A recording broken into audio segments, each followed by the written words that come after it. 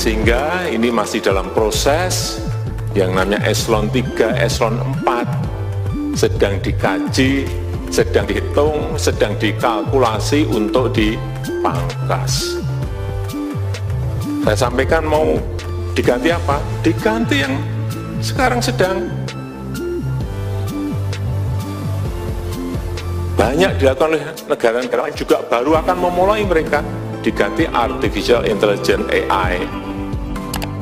Pemerintah kabarnya akan mengganti tenaga ASN dengan robot Artificial Intelligence atau kecerdasan buatan. Presiden Joko Widodo sudah sejak lama menginginkan perubahan signifikan dalam birokrasi pemerintah. Salah satunya adalah mengganti jasa PNS dengan kecerdasan buatan atau Artificial Intelligence.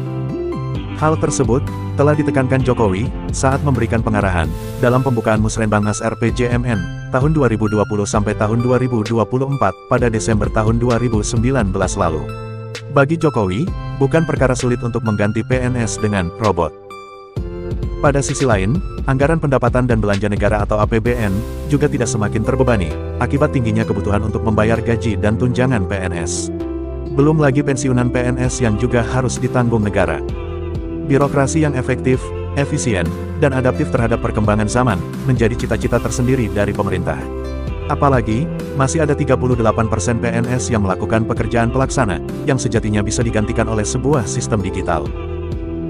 Deputi Bidang Sumber Daya Manusia, Aparatur Kemenpan RB, Alex Denny, beberapa waktu lalu mengatakan, pemerintah memiliki tugas besar untuk menyelamatkan para abdi negara pekaksana, dengan meningkatkan kualitas dan keahliannya, agar bisa melaksanakan tugasnya.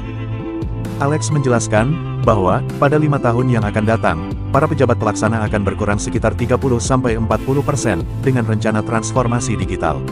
Ini berarti, ratusan ribu PNS yang menjabat sebagai pelaksana akan terdampak. Selain 38% PNS, saat ini masih berstatus sebagai pelaksana, sebanyak 36% lainnya pun berstatus sebagai guru dan dosen. Kemudian, tenaga teknis, kesehatan, dan lain-lain tercatat sekitar 14%.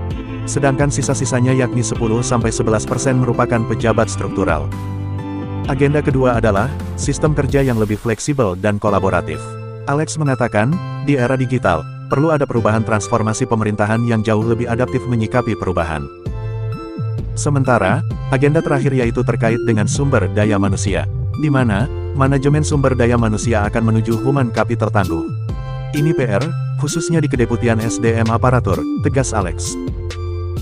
Kepala Biro Humas Hukum dan Kerjasama Badan Kepegawaian Negara, atau disingkat BKN, Satya Pratama, mengatakan, sebenarnya, rencana transformasi digital di birokrasi pemerintah sudah direncanakan sejak lama. Namun, karena ada pandemi COVID-19, maka proses transformasi digital birokrasi makin dipercepat. Terutama, untuk pelayanan yang selama ini diberikan oleh PNS, yang sulit untuk dilakukan secara fisik.